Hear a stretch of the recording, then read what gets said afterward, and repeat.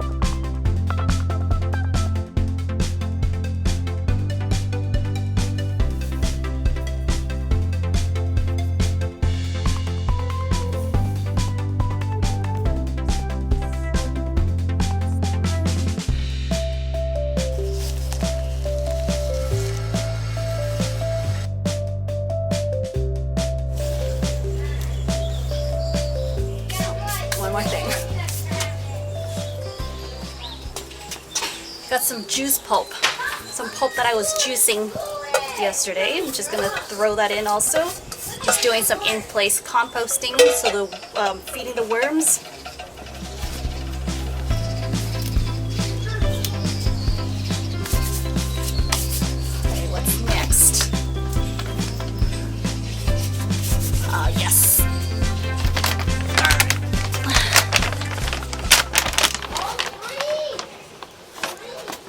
this is what they look like. They're dehydrated or freeze-dried raw meats, so just be careful when you handle them. That's why I got some gloves on.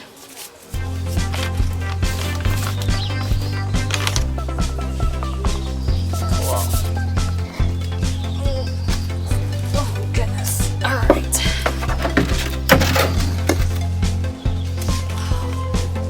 Oh, there's so much roots in here. You guys see that? So the reason why the roots was just coming out so much is it's just oxygenated, you know? There's a nice gap between these two pots, the ceramic and the plastic pot.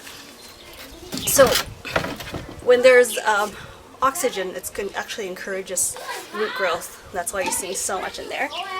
But obviously that means it is time for a new home.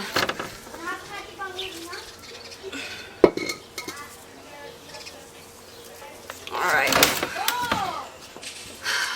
Okay, tree. You're gonna get a nice big home after today. Okay. Be a little bit of challenge here. Whoop.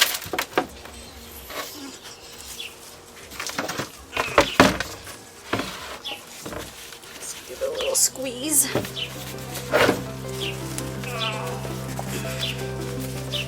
Alright.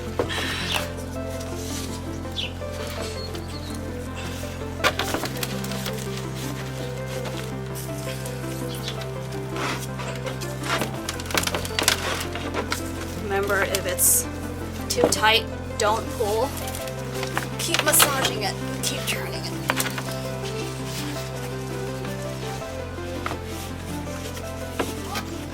You guys have a hard time transplanting something that's bigger than you can normally handle or comfortable with? Check out my previous episode. I'll link it down below as well. How to easily transplant a bigger pot or out of a bigger pot by yourself. And I can't really do that right now because I don't have that much space to do it. But that would make this so much easier. Alright, it's coming out. Just kind of like, oh, look at that beauty. Woo! Annis definitely wants to go. Okay. Beautiful. You're about to live in a mansion, Acerola.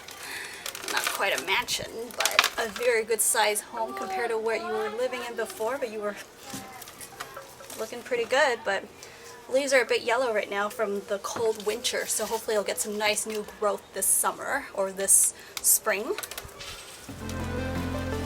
What's next? Okay, I'm gonna shake some of this stuff in there. Good size.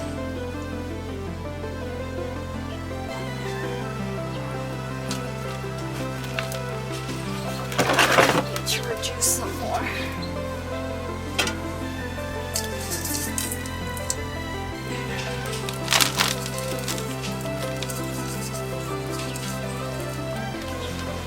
Gotta support this whole thing. It's so wet in there. Drenching. Okay, that's better.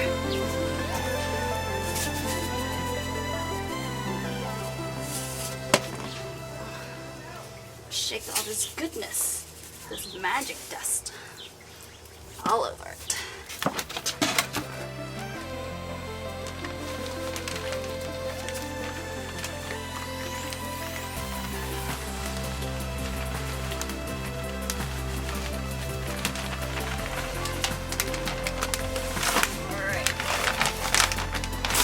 Spreading this worm casting around.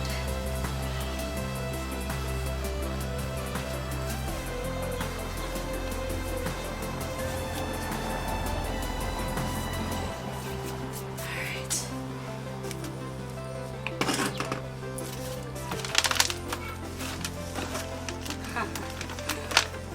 Got some tissue paper. You can go in as well. It's just going to compost down in there. Pouring this excess dirt back.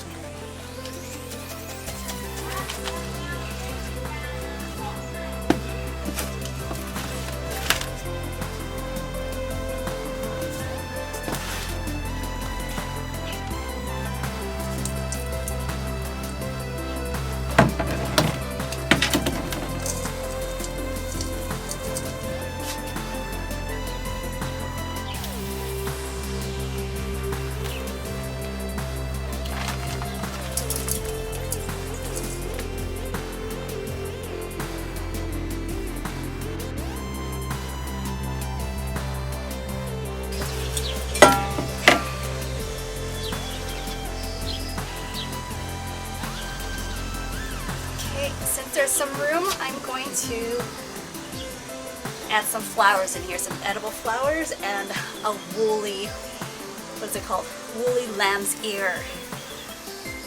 So excited about getting those, growing those big. Alright. Sorry about the glare in the back, guys. So this is a lamb's ear, also called woolly lamb's ear. I've grown these before, but I had no idea that they were edible, and then until the silly, you know, whole toilet paper issue right now that's going on, I kind of thought, you know, these are so plush, like, oh my gosh, they feel so good against my skin, better than any toilet paper out there. So I don't know how it would, obviously you can actually, if you use this and if you can compost everything, that would be great. If not, if you don't have a place for that, I mean, if you were to flush this down the toilet, what do you guys think? Is this going to decompose fast enough to not clog the toilet? I have no idea, but the idea is pretty awesome. Also, the young leaves is actually edible. I don't know how good it actually can taste because it's just, I mean, it's so fuzzy, it's nice against your skin, but eating it, I'm not sure, but it's still really cool. Love the texture of this, and it brings me joy. Also, to know that it's edible, maybe it could be survival food or something. Oh, and a thing that's really cool about this is that soldiers back in the days actually would use this as a band-aid. They would actually apply this on, like wrap it over a wound, and it has like antibacterial properties in there. Also, it's a really good absorbent. So I can't wait to get this growing in here because it does like, you know, a good amount of well, it doesn't like the soil be too wet, and I think that works perfectly with this one. So it's just gonna go in here, and they both are gonna love full sun so they can be together.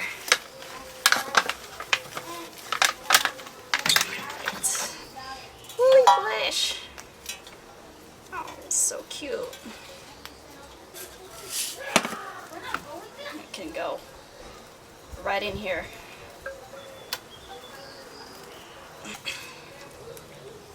Some worm casting.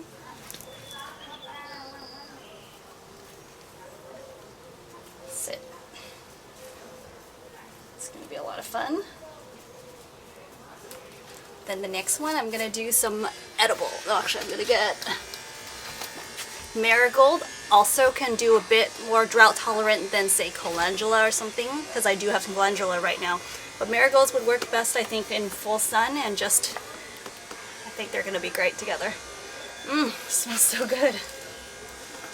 Yeah, let's do it on there. And you guys, before you wet it, it's going to get really heavy up. Alright, and if you guys plan on moving this, I would suggest to position it wherever you like it and then water it. Otherwise, you're going to add a lot more weight to the pot. Oh, that's actually here. That's right.